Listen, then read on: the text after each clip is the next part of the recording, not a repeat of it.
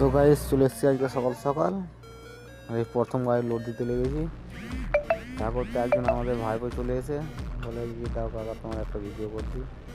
তাই আমার ভাইপো আমার একটা ভিডিও করে দেয়। এই ভিডিওটা ভালো লাগলে লাইক করবে। ভাবছো কি কী জিনিস, এই পুরো শহরে নোংরা কাচরা যাকে বলি আমরা, এই কাচরা এখান থেকে আমার লোড দেওয়া হয়। আপনার ঘরের কাচরাও আছে এর মধ্যেই, আমার ঘরেরও কাচরা আছে এর মধ্যেই। পুরো ওয়েস্ট বেঙ্গলের পুরো কলকাতা শহরে আছে এই কাচরা। দেখুন,